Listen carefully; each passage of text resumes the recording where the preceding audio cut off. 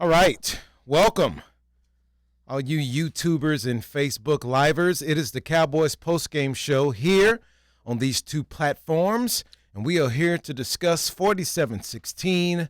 The Cowboys defeat the Redskins in the last game of the year.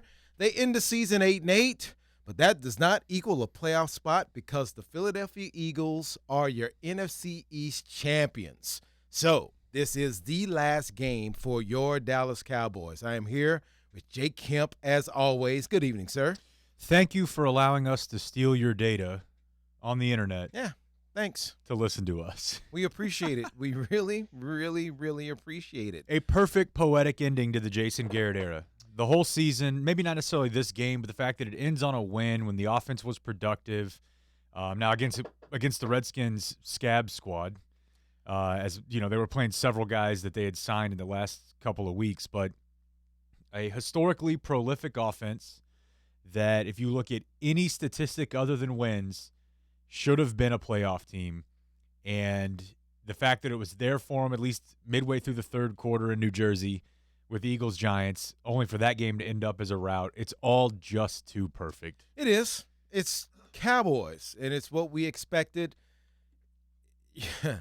There are so many things about this season and this team and this coaching staff in general that will make everyone go crazy. Look, coming into this game, the Cowboys were averaging 6.5 yards a play on offense.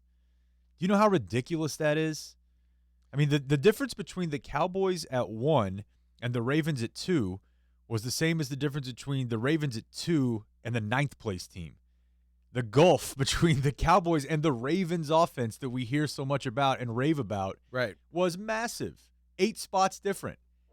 And yet the Ravens are going to be hosting a couple playoff games and in all likelihood going to Miami, and the Cowboys are done today. Yes, the Ravens have a bye. They don't even have to play next week.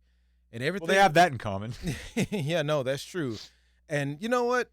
We don't even really need to talk about this game because who cares? The only points I would say that come out of this one are as they relate to what the offseason is. Sure. And the number one of them is, and it's unfortunate that it happened this week and not last week whenever they really, really needed Gallup, but Gallup and the performance that he ended the year on, and really the whole year he put together despite a couple of down weeks when they needed him, that is going to be part of what informs the Amari Cooper conversation, which is going to be talked to death. Yes, it is. Over the next few months. So there's probably going to be some level of, well, do we even need Cooper, which I think is probably crazy because you need as many receivers as possible. We saw when this thing was humming, it was whenever they had as many options through the air as they could possibly get. So what Gallup did today, not only making freak show catches, but just the general stat line he put up, that's one of the few things I think came out of today that might actually tie into what happens in the offseason. And, you know, you can see and you've seen when you have both of those guys at their peak, and Dak and Zeke, what this offense can be. The bad thing about it is you don't know how many times a year you're going to see it to justify everyone making their money. Particularly with Cooper's injuries. Right. And is it because of the injuries that happened? Because I don't know how much he healed between this week and last week. And, yeah, he's a different ball player this week, and everything is humming because he's out there and he's productive. They really do have tough decisions in the offseason as far as, are you going to give Amari Cooper a contract? Because it's going to cost you at the minimum probably about $80 million for about 5 years. And is that worth, added on to what you're going to have to pay Dak, just kind of ignoring the rest of this team as far as putting the players together? Because you have a lot of people in this defensive backfield. Yeah, that calculator is going to be smoking. Yes, it is. And, man, you made such a great point last week that we talked about during the Normathon that we can talk about right here. Everyone just instantly will say, well, don't even worry about Byron Jones because, hey, you're not going to pay that cornerback that much money because he's not getting any interceptions or anything like that. But you take him off this team, then what does your defensive backfield look like? And it's probably right now the weakest part of your team. So it sounds crazy to say that Byron Jones may be a bigger priority than Amari Cooper, but if you're talking future and you're looking at this team and how it's made up and how it can be productive and get better, I I don't know which way to lean. Well, and the thing is, and I think David Moore made this point this week a couple times on with us in the mornings, the die was cast the second they signed Zeke's contract. That essentially, when they did that, and I would have been in favor of calling his hand a little bit. You know, are you really going to sit out a whole year? I don't think you would have. Mm-hmm. And would he have been frustrated? Maybe. But as Troy brought up on the broadcast, and he sounds like he talks to Dak a lot. He said, I don't know that Dak's not a little frustrated with the way that this has all gone down. So you chose Elliott, and now it makes your decisions on so many other – and you chose Lawrence. But it makes your decisions and the conversations on so many other players more complicated. The offense was not able to do enough to carry a below-average defense to the postseason. And the offense, by many statistics, was either number 1 or top 5 in the league. In every single category. In every category, yes. other than the wins. But if you're just talking offense. So now you're going to tell me you're going to take your number 1 cover corner, you're going to let him walk, you're going to lose Jeff Heath. And maybe you bring back Heath and you put him in a different role. The most destructive player for much of this game was Robert Quinn, with Michael Bennett right there with him. Jalen had a nice game, but so we all assume Quinn and Bennett are gone. Mm-hmm. Byron, so your best secondary player and arguably your 2 best pressure players are all walking from a defense that was so bad that they hampered your number 1 offense from being able to get to the postseason. To me, I don't know that I'm totally on board with just, oh, yeah, we can just find guys. Well, you hadn't been finding guys. No. Jordan Lewis got smoked a couple times today. And has Cheeto been was super so inconsistent. disappointing this year when they Benched expected last him week. to step up and be that guy to maybe say we can get rid of Byron Jones Right. because we have another superior guy on the other side, and that wasn't the case. Now, we always talk about setting markets, and that's what the league is probably upset with the Cowboys because they set that running back market with Zeke. Marcus Peters signed an extension today, and it was yesterday, 3 years at $42 million, which can actually be pretty good for the Cowboys. Because that number with Byron Jones, even just a little bit more, there is nothing wrong with that number at all. Not at all. And that doesn't handicap you as far as saying, man, we need to address other parts of the team. $32 million guaranteed, total contract is $42 million. That helps a lot because you've seen other cornerback deals in the past, and they exceeded $70, $75, $80 million, and you thought that's where the Cowboys needed to go. That almost gives you a signal that, okay, maybe you can get Byron Jones at a more favorable number for you so you can keep everyone. And I think that's a good number because Marcus Peters is good but not great. Right. And, that's where I would put Byron. But I think I'm willing to overpay for good, not great in the secondary, particularly given the situation on this team right now, which is that you don't really have anybody to step in. And if your idea is that you're going to take a corner in the first round and whatever the number ends up being, 19 or 20 or whatever it is, 19, I guess, do you think you're going to trust that guy to step in year 1 and be out there? He's with Jordan Lewis, Xavier Woods, and Anthony Brown. Right, That's worse than what you had this year. And Yes, by it the is. way, you would be losing probably Bennett and Quinn if you believe in coverage being more important or pressure affecting coverage like that. So I don't know, man. I'm leery of that, and I think this is probably, and I'd have to pull up the cap sheet here, but I think it's very likely that this is an offseason where we do see some casualties on the offensive line. Now, I think it might be another year until it's actually palatable. Yeah, because on the surface, and with these guys making a ton of money, you would think it's Tyron that would be at the top of this list. La'el Collins just signed his extension, so he'll be here. Connor Williams will be here because he's still under his rookie deal. Connor McGovern's going to be here. He hasn't played it down. He's on his rookie deal. So that leaves you Travis, Zach, and Tyron. Yeah, Travis as far is as still a casualty. Travis is still elite and making a ton of money. And I think Zach is also. Oh, excuse me, I meant to say Zach. Okay. Yeah, excuse me. Zach Martin is still one of the best players at his position in the league and is making a ton. Tyron, you could get out if you June 1 cut him, and it would basically count as 3.5 next year. You'd save $10 million by doing that. And I don't think that's going to happen. I don't think they're going to do it. I think that's one of those things to where Frederick would save you 7. Cutting him right now? June 1 on either one of those guys would save you the dead money subtracted away from their cap hit. And, I mean, that's dicey. I don't see any one of those things happening. I understand what you're saying. It may be logical. Right. I just don't see GM Jerry and his loyalty, and he will say, as crazy as it sounds, how close they were to winning this division and making the playoffs, and they're not that far away. So if you keep everybody there, and maybe his drastic change, Jerry, is the coaching change. Right. And you hear Troy saying, hey, that's not going to change anything. Man, I beg to differ. I really do. I don't know how drastic of a change that would be, but if you're talking about in a year where 8 wins could have won you this division, 8 perfectly placed wins. You win last week, you don't have to play Dak, you don't have to play Zeke. You've won your division with 8 games. And this East was historically bad this year. And that's all you needed was to get that 8th win last week, and it couldn't happen. I asked Troy during the Normathon, and I heard him say this in the game, so I want to say I'm going to give myself the credit on this. Well, producing. I did ask him on Normathon, is this, and I was looking back at some of the numbers, this has to be the most disappointing Cowboys season ever. Expectations, and when you talk about other people in your division being historically bad, hell, they went 5-1 in their division and still lost the division by a game and didn't make the playoffs. Everything equal this year for the Cowboys, even to just squeak in and give themselves one opportunity to go in and make the playoffs and make a run. Now, no one expected them to do anything if they could have snuck into the playoffs this year. I get it. Not at week 4. At week 4, we all thought they're murdering people. Right. Now, may have been bad teams, but back then I was thinking these are historic numbers. Yes. And Bob tracks that 400 yards and the breakdown there, and they did it, more times I think this year than maybe they ever had in the history of the franchise. So I think early on people did think they could get in and make a run. You talk about the collapse of the Cowboys, but flip it over and talk about what Philadelphia had to do. They're sitting at 5-7 and they're dead in the water. 2 miraculous comeback wins against Washington and Philadelphia. It's perfect.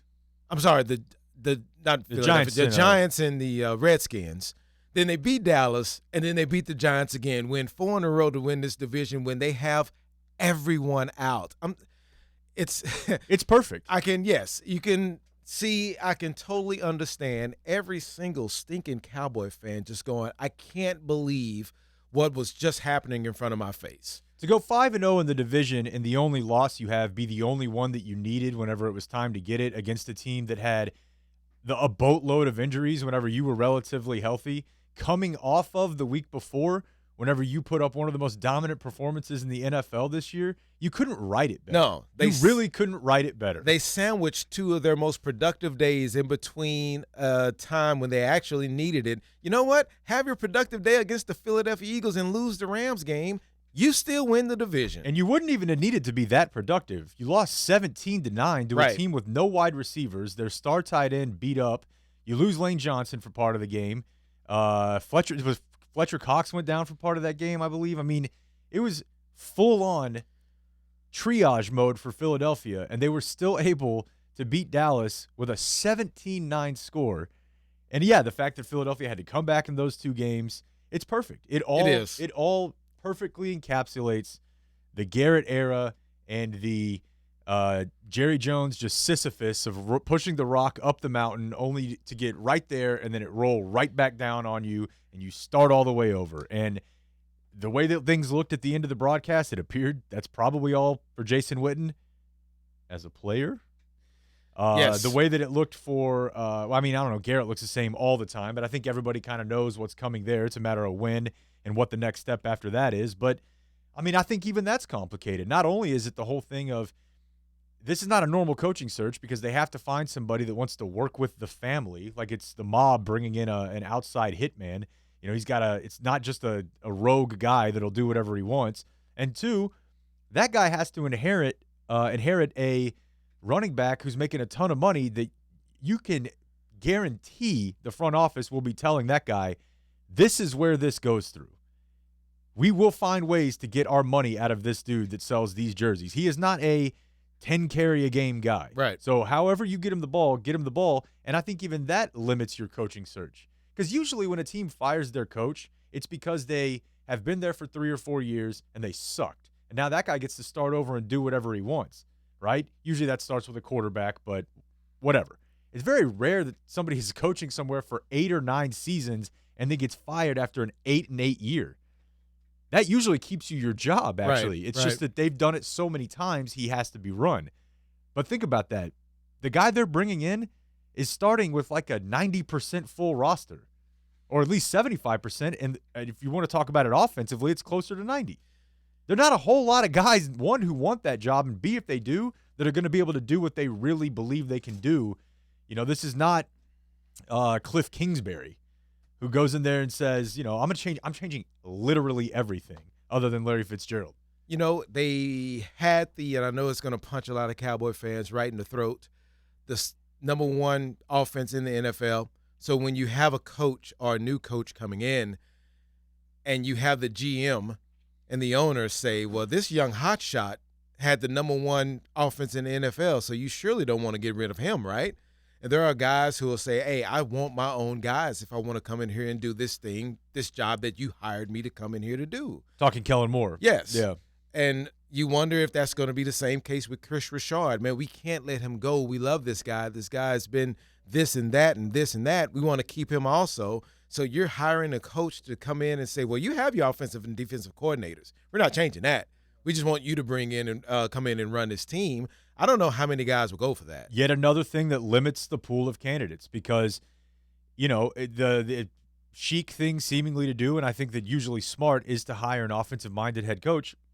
What offensive-minded head coach is going to take a job where there's another guy calling the same ass plays as he did last year? Sure. So that's when you get into – I mean, it's just like with Garrett and Wade, right? That only worked because Garrett was taking over for a defensive-minded head coach who flat out would say in press conferences, I don't know about the offense. You'll have to ask Jason about that. So I heard Dan Campbell's name floated by Schefter this morning.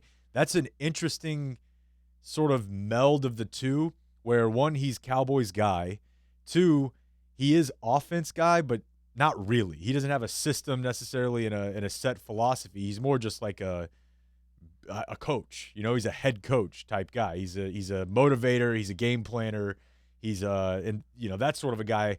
I could see him being okay maybe with Kellen Moore. I don't even know if the two know each other, but it's a messy situation talking about the process the Cowboys are going to have to go through at this juncture of their organization to try to replace Jason Garrett. And I'm by no means am I saying that they should not try. They absolutely should, but this is not going to be normal. It's the most important decision Jerry's had to make at any particular time in his ownership. Can we add in, as another thing that might limit or at least shape the pool of candidates, his age? Sure. Because I think that's part of it too. Yes, because he wants to win now, and you would think someone with NFL head coaching experience would be at the top of that list because you can get going and get it fired up already. You're going to have the names of usual suspects, and we can talk about that, and I'm pretty sure a lot of people who will call in, 972-708-4313 is the number, will have those names out there and wonder if it's going to be an Urban Meyer or a Lincoln Riley or Bob Stoops or someone like that. I do believe it's going to have to be someone that's going to help with your franchise quarterback. And it's funny to say that when the guy almost passes for 5,000 yards, he's going to have to be better. And they're going to have to tailor some things around him. I don't know if it's using his legs, and I don't know. I don't know if it's a whole change of philosophy, because you can say that and maybe get lock and step more with what the NFL is doing, and then Jerry will come knock on the door and say, I paid that dude $90 million. Right. So that's what this offense has to run through. And this offensive line, I paid them a lot of money, and this is what we're going to have to do. It's a process that he'll probably come out, Jerry, and not say anything tonight, and maybe try to wait, because when is Garrett's contract officially up? Is it after Super Bowl or after the Cowboys season? I do not know the terms. Those are kind of hard to find. Yeah, if it's after the season, I think he may come out here tomorrow. I think he's going to try to do everything he can to soften the blow, because that's his buddy, and he went a decade praying that he could win a championship with his guy at the helm, and he couldn't do it. Okay, so that's admitting that he's wrong. Yeah, admitting failure. And he doesn't want to do that at all. So is it one of those, hey, I'm coming out and saying we're not going to re-sign Garrett, we're going to have this coaching search here on the way? I wonder how long it's going to take. We've already got news that Freddie Kitchens is out already. We also have news that things are progressing quickly between the Redskins and Ron Rivera. So the longer you wait. Yes, I know. And the longer to try to save face, to try to protect the guy that you love so much can cost you the guy that you want. And I wonder how – I don't even know if Jerry's going to speak after this game. I don't know why he wouldn't. He's going to have to come out and say something. It seems fairly likely to me that it ends up being Urban Meyer, just because of the reports we had that they had met, the fact that Urban Meyer flat out said it's a job he's interested in. I don't know necessarily that he's a guy that would be snatched up by another NFL team, because I'm not real sure how interested he is. Obviously, his ties with Zeke, and that's one way of tailoring that and answering that question of who's going to keep this thing going while also keeping Elliott involved, but also a guy who might have some skins on the wall, even though they are college skins. It's not Cliff Kingsbury. And you're going to have to fight Cleveland for that, though. That's true.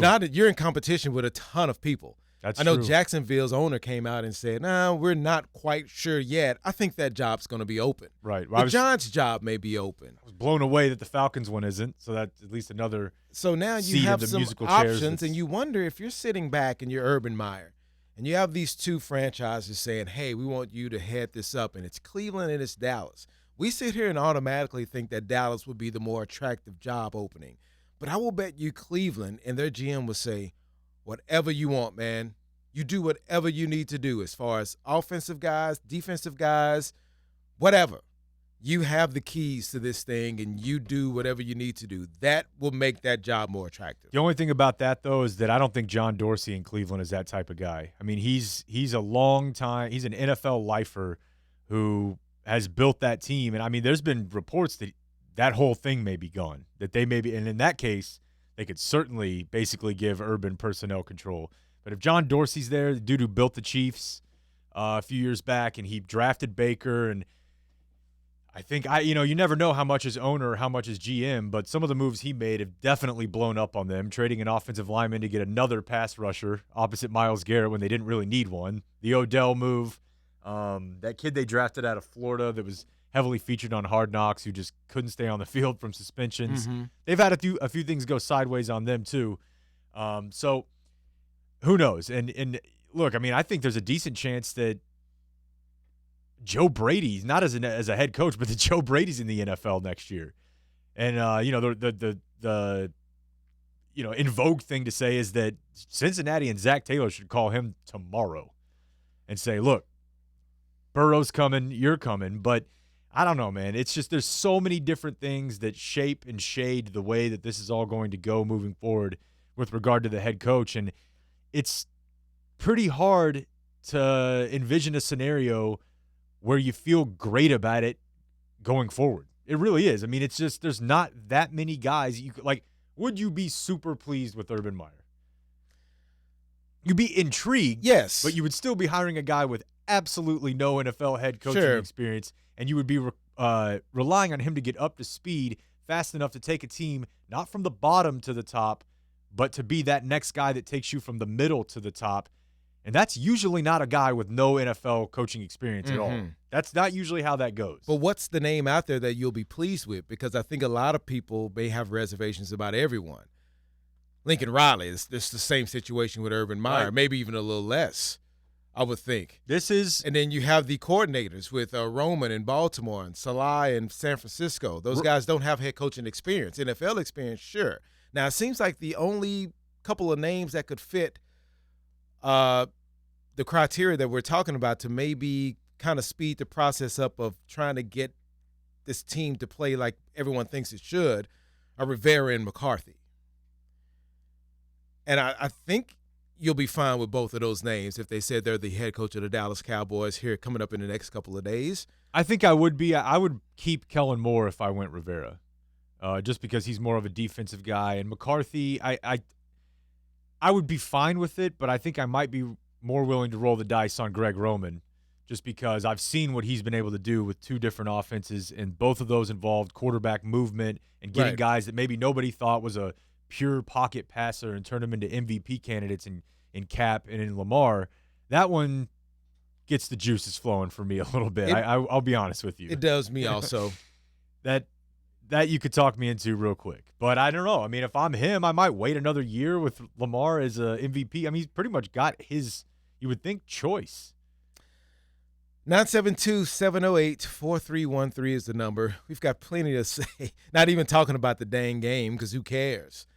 They dominated a really, really bad Washington team. It looked a little shaky at first, but once Washington kind of just said, hey, man, we have the second pick if we lose. Let's just go ahead and turn this in. They dominate. Yeah, I'd say that at the point at which Troy and Joe stopped paying attention to the game, which is about midway through the third, once the Eagles started to put it away, that means we don't really have to either. John, California. You're on the post-game show. Hi, John. Looks down at the board. Sees there he is. Hey-o. Hello, John.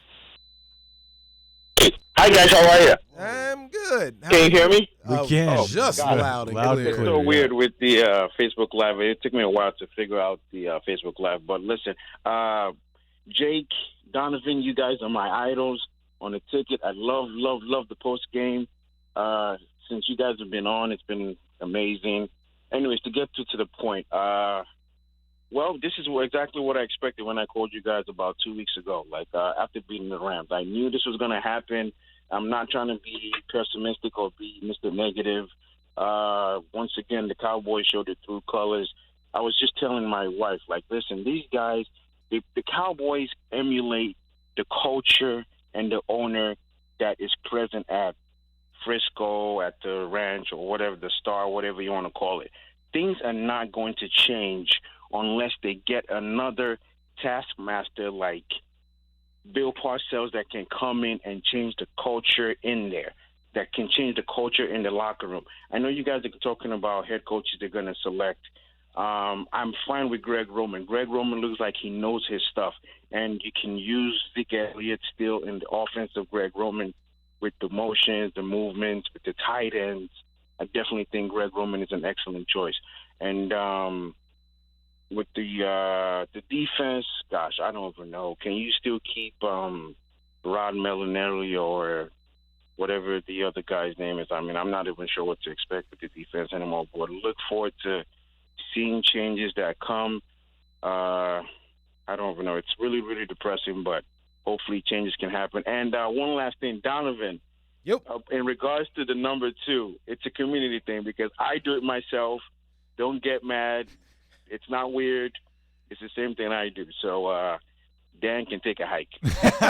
All right, John, I appreciate it. Thank you. And thank you for the kind words about the postgame show. As far as the defense goes, I'd be super surprised if Rod Marinelli is back. I mean, I think he's probably hanging it up. Yes, I think he's done. And Richard, just like with Moore, probably depends on who the head coach hire is and what they're about. And the rest of it, man, to me it sounds like LVE is like another hit away from never playing again.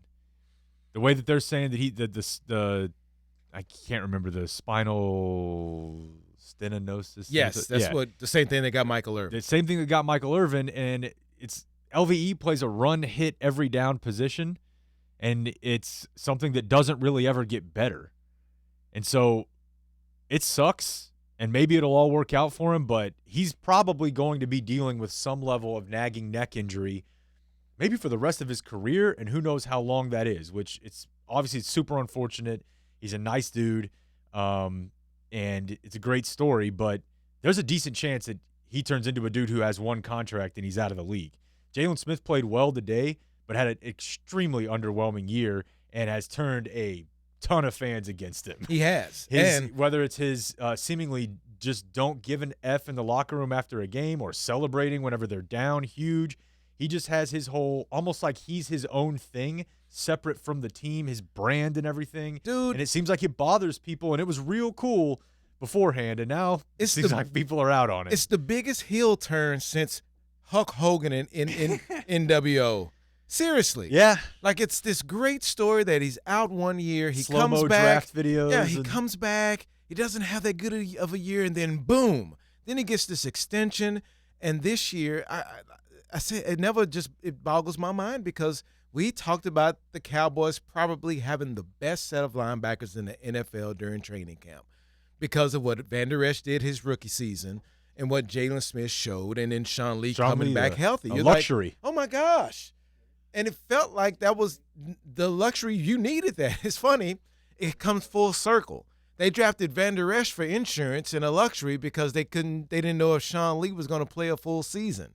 And now Van Der Esch doesn't play a full season and Sean Lee does. Yeah. Because they needed that luxury to keep him to try to keep this team going as far as the linebacker core. And it's so disappointing to see the middle of this defense become if it weren't for the defensive backfield, the middle of this defense would have been the Achilles heel of this team. But this defensive backfield didn't play very well, and now that's kind of the glaring weakness on this defense when all around they had their issues. And look, they didn't have too terrible of a year, but man, when they needed those huge stops, there are times where they're playing well this game and they needed one stop. Right. Help this offense just one time and get the ball back or do something, and they didn't do it at that particular time. Like I said, it wasn't terrible. It just wasn't good. Right. And that's what you needed this defense to be, just good. Yeah, and it sucks, too, because I could talk to him blue in the face about how we should use pressures, hurries, hits, and, make a pressure rate as opposed to just sacks because you never know how much a guy's getting double-teamed.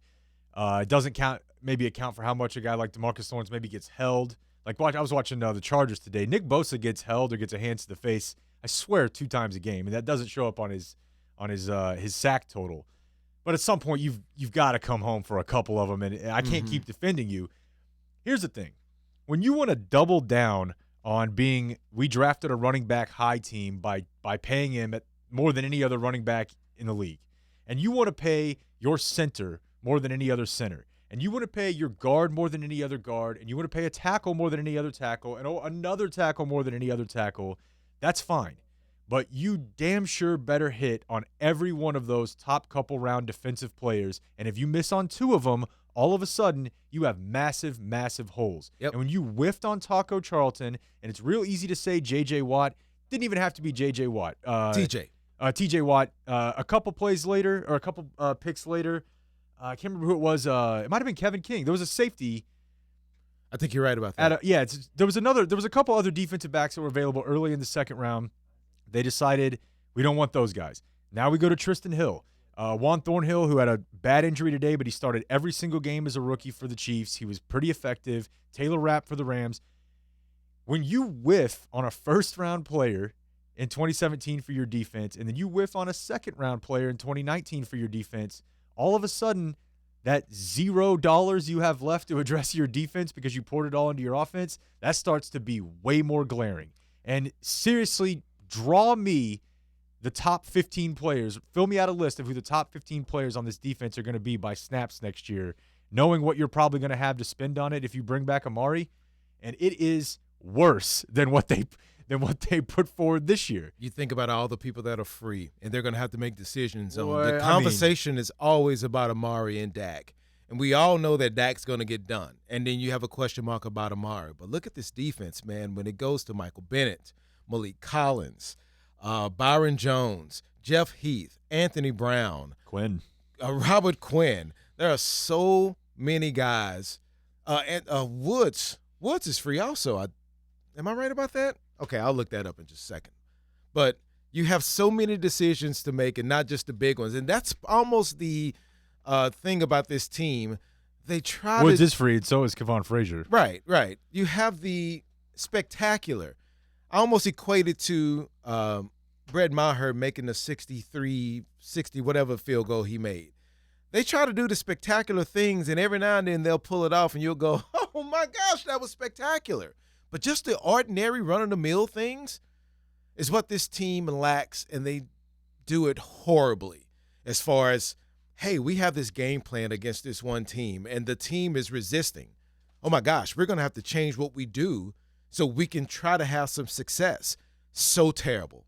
They can't get out of their way with that, this coaching staff. They can't do it. So it's frustrating, man, and it should be, because the most disappointing season in the history of the Cowboys is going down right now. Now, on one hand, it does you good because it probably gets everyone's wish granted, and that's getting rid of Garrett. All right. I'll give you that. That's cool. But on this hand, you have wasted another year of all this core's prime. Right. And this team has been so lucky on the injury front. It's going to come crashing down one year. And I don't know when it's going to happen, but it really is. Like, seriously, this core, Dak, Zeke, Tyron, Martin, Frederick, Amari, and on the defensive side with Lawrence and Jones, all those guys have been so healthy that you can't take advantage of a year where this division was at its absolute worst. Yeah, and the other thing is I don't know. We just said that we might be okay with Ron Rivera as Cowboys head coach. I don't know a whole lot about Dwayne Haskins. I wasn't super high on him coming out of college, but other people were. And maybe Daniel Snyder will always hold that organization back, but if they hire Ron Rivera and Dwayne Haskins turns out to be an above-average quarterback, you woke them up. If the Giants hire someone else, hell, probably the best thing that could happen to the Cowboys this offseason is Garrett getting hired in New York, but of course it would be their luck that he would then be unshackled from the Jones family, and he would take off there. But it's not only are they not going to have good health forever, this division's not just going to be asleep and lying down for forever. So I think that's part of it too. To your point about the defense and not being able to do the little things, they've got to be top 5 in missed tackles on the year. And I know coming into today they were number 1 in drops. So two of like the most fundamental things you have to do on both sides of the ball. I mean, the offense was still, as we said, super productive, almost historically productive, but you're number 1 in drops, and you miss 16 tackles one week against the Bears, and you follow that up with 0, at least when it mattered, the next week against the Rams. It's just the inconsistency is you almost just have to laugh at it. Let's go to Hakeem in Frisco. You're on the post-game show. Hakeem. Hey, I'm here. Hello. Yeah, we got you. Go ahead. Hey, sorry, guys. I didn't hear y'all on the phone. Good evening, Jake. Happy Kwanzaa to you, Donovan. Just a couple of thoughts. Number one, I thought Dak played great. I hope we can see this Dak in 2020. I thought the offensive line was so-so outside of Frederick. So we have the number 17 pick in the draft. Forgive me if you already stated this. To me, defensive tackle is number 1. Linebacker, I think, is number 2. Defensive back 3. And then from there, wide receiver. Want to get your thoughts on the draft as we see it going forward.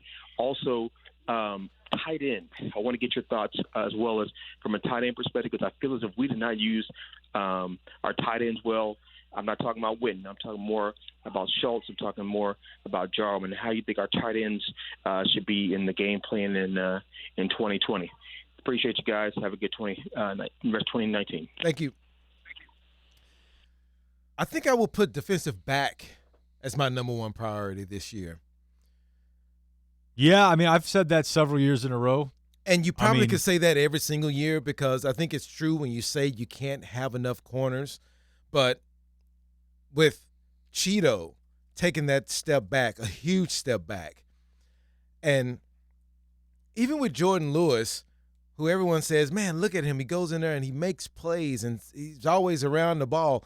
I'm always saying he must be a terrible cover corner, because you can't watch that every single day in practice and yet still put the same people out there and keep that dude benched until you had to bring him out if he was that good, you know? Yeah.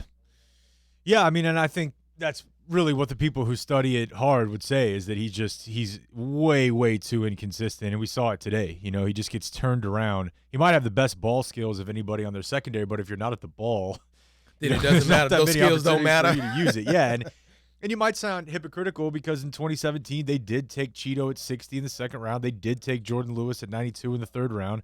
But I think at the time, I mean, to me, I'm a fan of drafting a bigger secondary player when you can, and all the Washington guys have fit that mold. But Cheeto and Jordan Lewis were both kind of like, all right, are these guys both slot corners?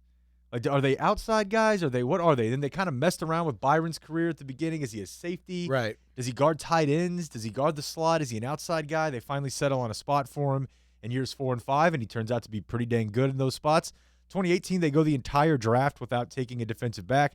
And in 2019, they took Michael Jackson in the 5th round, who they ended up cutting, and then Donovan Wilson. So, to me, I would target secondary in your free agency and in your draft every single year and just figure out what those guys are afterward, because you cannot have enough dudes who can cover somebody in the NFL in 2019 and 2020. That is what it is. And I've always thought that they must be selling themselves on the idea that Jalen and LVE are almost like hybrid linebacker safety types, because they played so much, at least early on, where they were dropping a middle linebacker deep in the hole, like basically playing 2 safeties. But when you start playing Chris Richard cover 3, it's 3 high, those guys don't end up deep in the middle of the field all that much anymore. They basically convert into regular inside linebackers, and they don't really have chances to make plays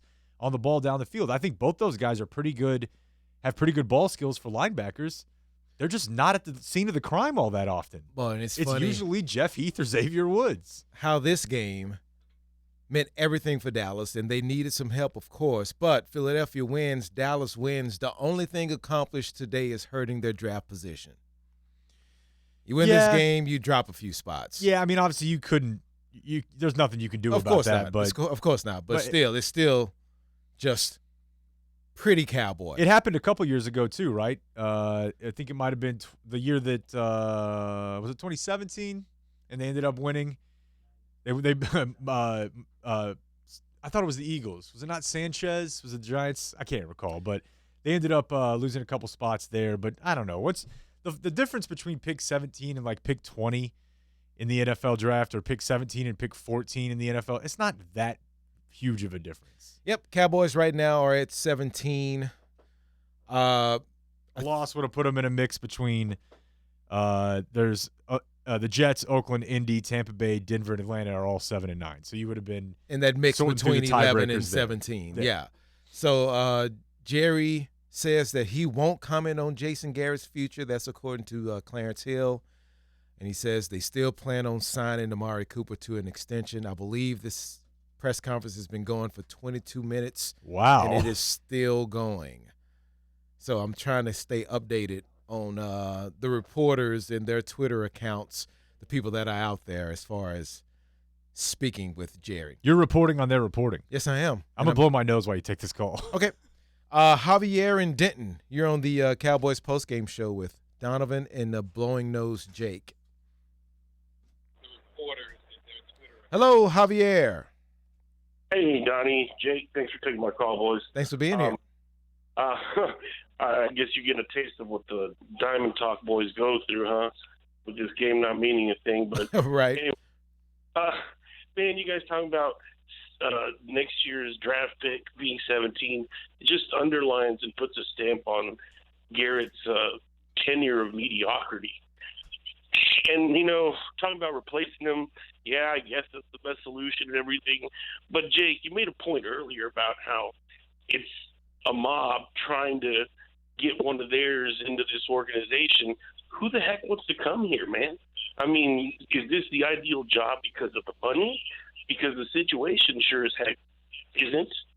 I mean, it's desperation, man. I don't know. It's frustrating watching this team, like you said, Donnie, be healthy and not take advantage of it. I mean, that window was there, and you just couldn't do it. And it's just frustrating, man. I guess just trying to air it out.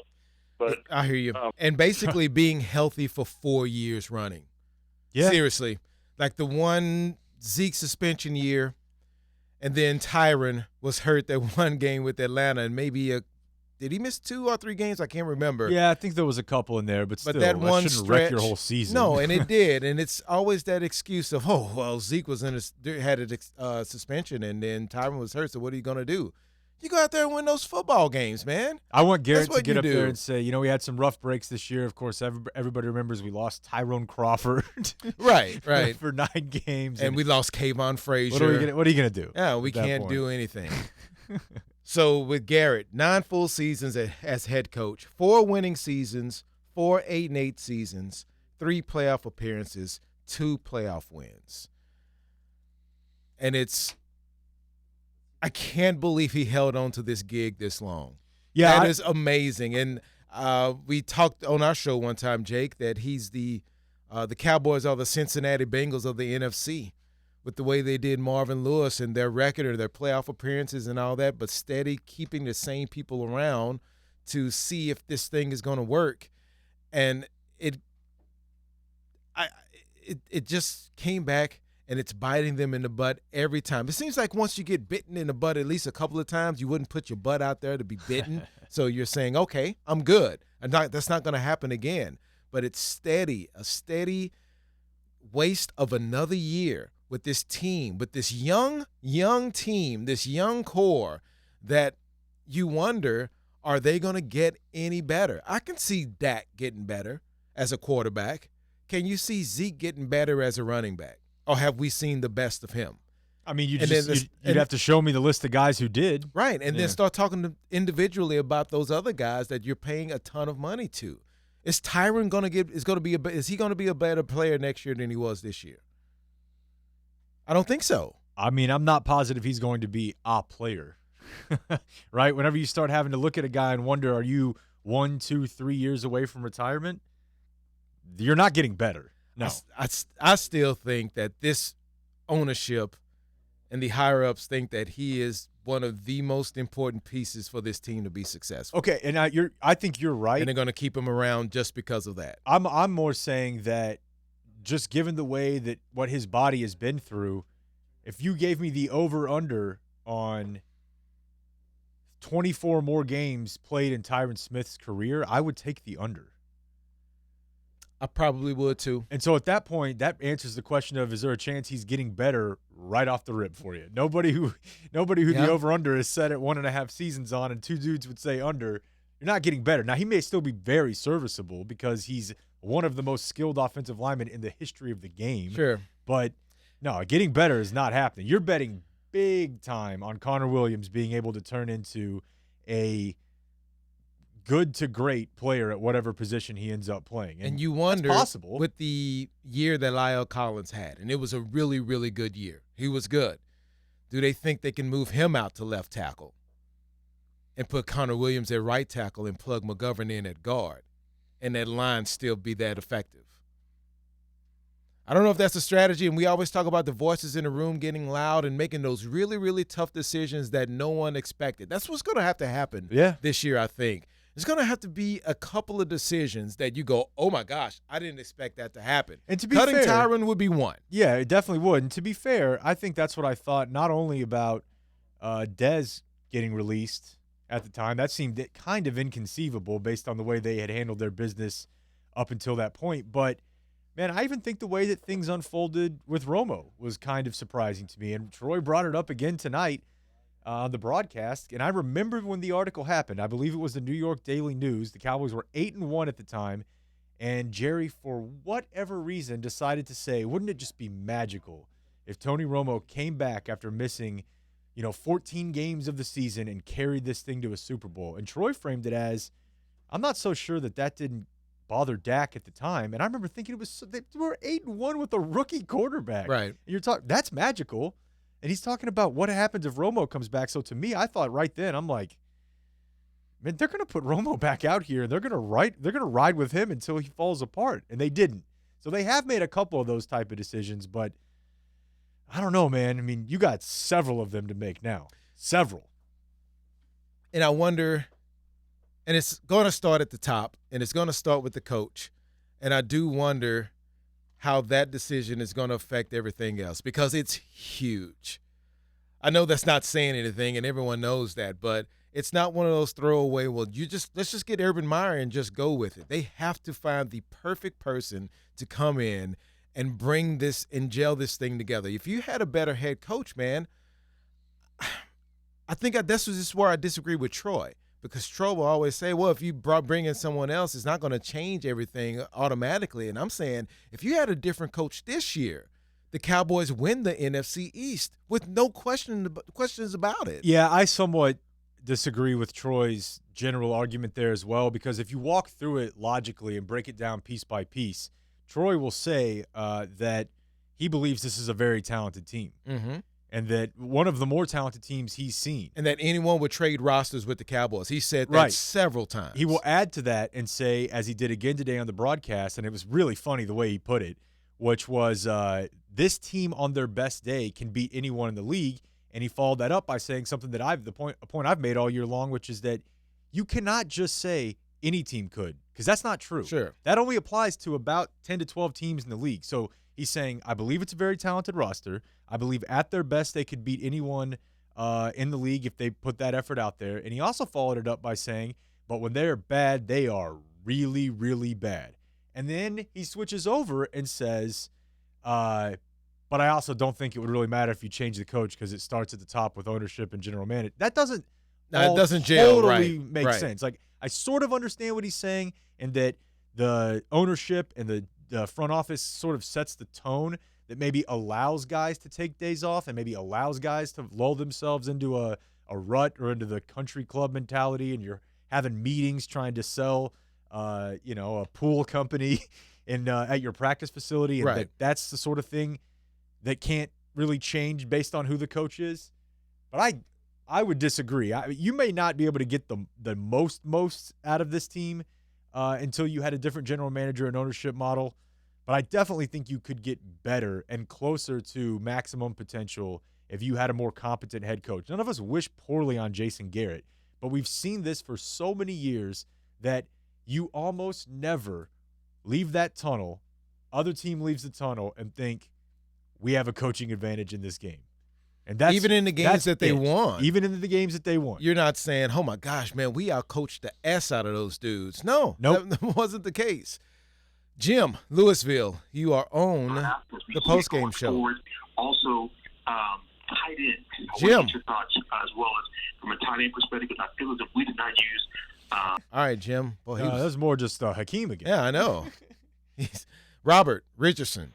You're on the post-game show, Facebook Live and YouTube. How about that? Multitasking. Robert?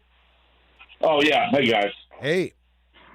You know, they flashed a stat up earlier on ESPN that with this last win, Jason Garrett equals the 500 record, which, even going back before that, I think since Jerry's ego took over, I think they're pretty much a 500 team.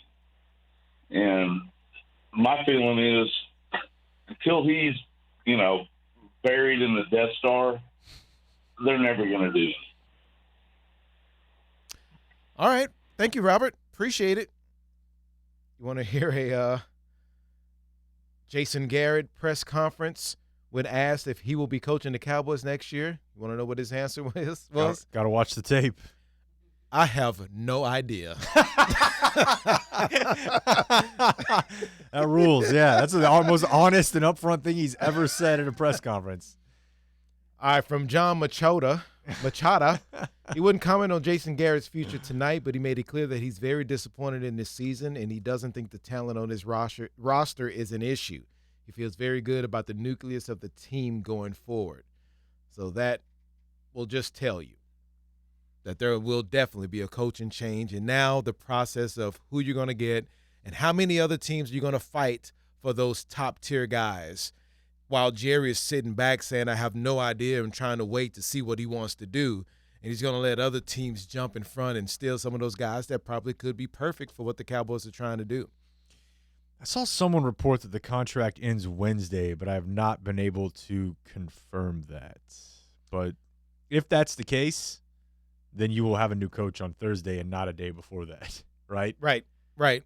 And while you'll have Cleveland Right. And Jacksonville, and if New York gets rid of their coach and the Giants and all those guys. And the Redskins are already on it. Right. To say, hey, you know what?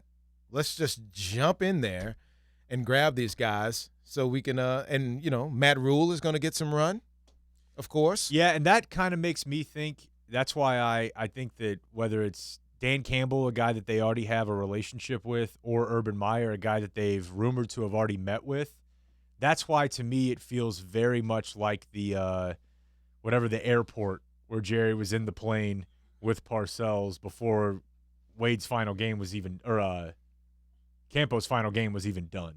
Is that they must – if they're willing to play it out like that, they must have some level of confidence that they've already – Sure. And, of course, the next question is, what are you doing about the Rooney Rule? If you had a conversation with somebody a week or two ago – Rashard. They could just easily say they interviewed Rashard. Yeah. But, okay. You're probably right. But we all know one thing, and Garrett is not going to be the head coach of this team this year. Right. I will bet you that George is willing to put another Mohawk bet that Garrett will not be the coach of this team this year. Don't you know what will happen to this city if he is retained this year? Seriously.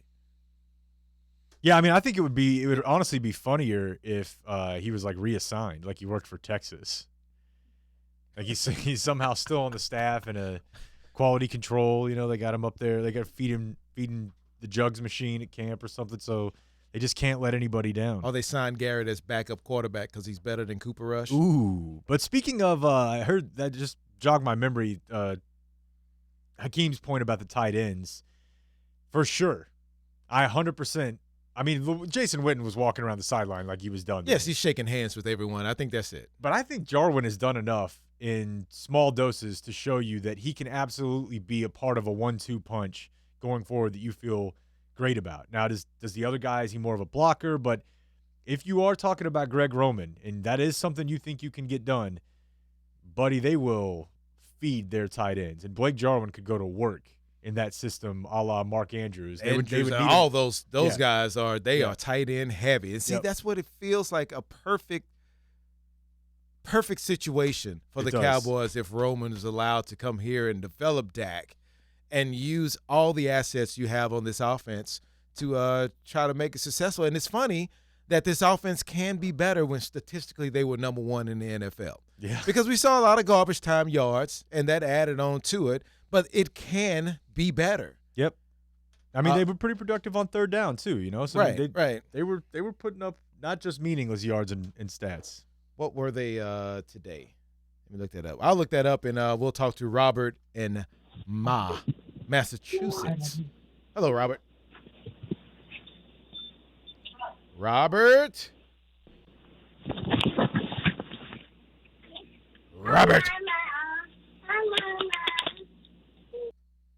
Oh, Robert, I was going to talk to the baby. I came to work to avoid that.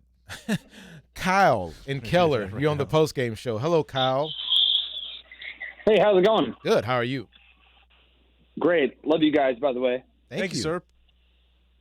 I have to watch all these games with a bunch of old East Texas men every single time, and all they talk about is the old Texas team, the old Cowboys.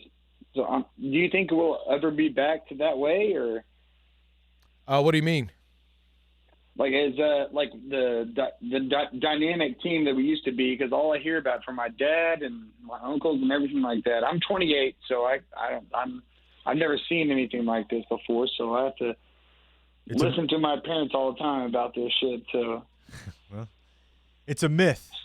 It's a myth to you. It's a myth. Well, it's a myth to you. Because you haven't seen it. Seen it before. Right. I think the first thing is thank you for your call, and also thank you for, I don't know if we want to get sponsored swearing whenever we're on Facebook I know, and Live. it still bothers me. Did you see me jump? Yeah, I did. I'm so used to being on the air. I won't double down and go shot for shot with you this week like I did last week, but I'll just do it. Who cares? No, I'm not. I felt weird about it too. Did you? The thing about those teams is there was no salary cap.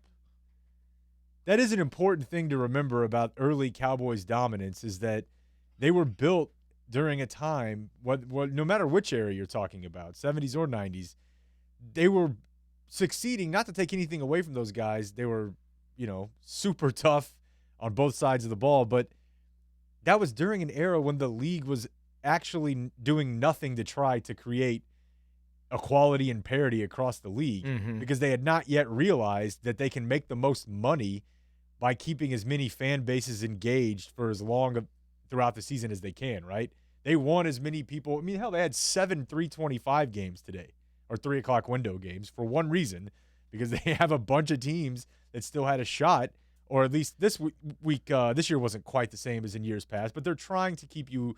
And so in that situation, whenever you have parity being foisted upon you by the league, then you truly get to see who the best of the best are when it comes to building a team.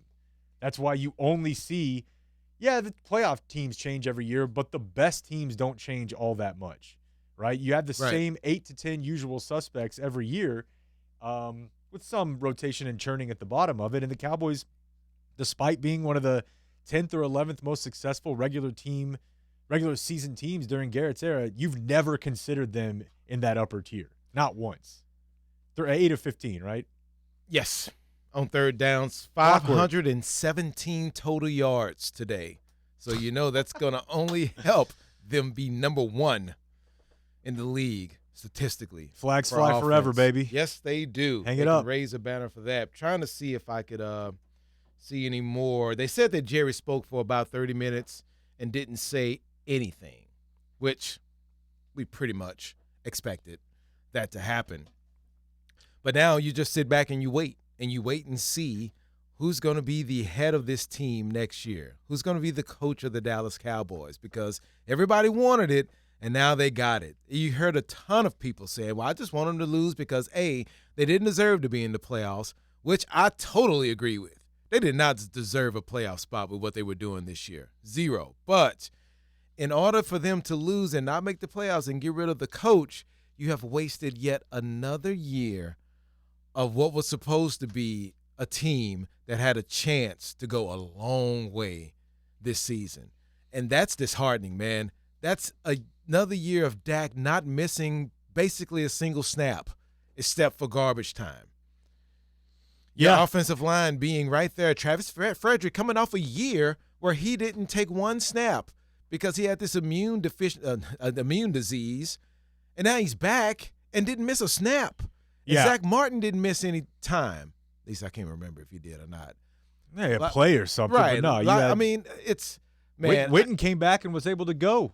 Right. And go. So if they're not able with this next hire to put themselves in a spot where they're either in NFC championships or Super Bowls during the next 3 or 4 years of that new head coach's tenure, you will look back at this year as one of the biggest wasted opportunities of your sports fandom life. Yep. That's 100%. That's how this season will be remembered. Not being superlative guy. No. Just everything mixed in makes you just scratch your head wondering, I can't believe that this team in this situation with everything that they knew what they had to do, and they were in the driver's seat the entire year. Not just having to win these games and come back and all that. No, they win the first 3 games. They're in first place this entire year, first or tied, until this week. Until tonight is the only time they haven't been in first place or a share of first place in the East.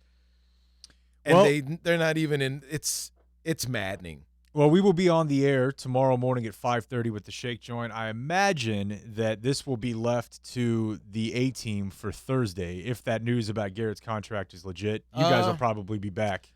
I'm here tomorrow, but I'm off Tuesday and Wednesday and back Thursday. But I think we may have some things in place just in case that happens that you need. Oh, yeah. All hands will be on deck for sure. People will be up here. We will have massive all-day roundtables preparing not only for the end of an era, but perhaps the dawn of a new one here in Dallas, which it's been a long time since we went through this exercise. It's been a long time coming. I can't believe that it's 10 years for Garrett here as the head coach, parts of 10 years, because it's 9 full years and then half of the year before that. Add in the coordinator years.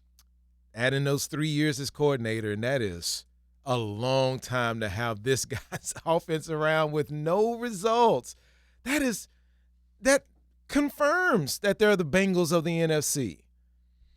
There's no other organization besides Cincinnati that will take that with zero success, not even a championship game appearance. That is incredible. We're about to get what we wanted for at least for this brief moment in time. Now, we can all be super disappointed with the hire when that happens, but one of the days in the next few days will be the happiest Dallas Cowboys fans have been in probably, I don't know, at least 3 or 4 years. Yeah, but you're trusting a guy now to make that decision that's going to be the right one. I don't want to think about that yet. I just want to you have to. I just want to think about the first part first, and so just now, let me enjoy it. And that decision is going to be made, and he's going to make it as painless as possible for Garrett. We decided to go in another direction. We thank Garrett for all of his hard years. Disappointed we didn't win, but we're not going to re-sign him. It's not he's fired. You're not going to get the notice that you did on Freddie Kitchens. The Browns have fired Freddie Kitchens. You're not going to get that with Garrett. They decided not to re-sign him, and they're going in another direction. And now we have to sit on pins and needles to see which direction it's going to go. And I don't think I don't know what name can satisfy the majority of the fan base around here. But I am nervous to see how that process is going to go and who it's going to be. And it has to happen pretty quickly.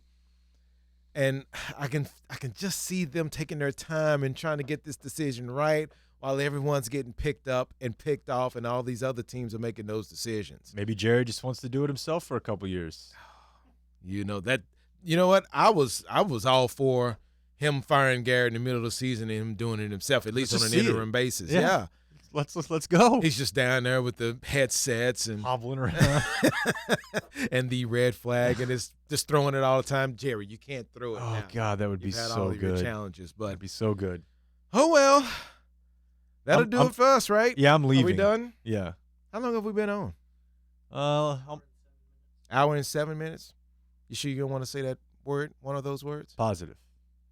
No, I'm not doing it. Go, man. I'm not doing it. Don't be chicken. It's not happening. Do it. It's not happening. It felt too weird last week. Did you really? Yeah. I mean, I'm at 1 and you're at 0 if you want to hop in there. Otherwise, I'm good. I'm good on that. All right. You ready? Hold on to your butts. Mother father. You thought I was gonna say it, didn't you? Not the man of the year. No way. You know me better than that. All right. Shake joint, right? Tomorrow morning? Yes, sir. Plus Peter Welton. 5:30 plus Peter Welton. You can get all of your Cowboy news there.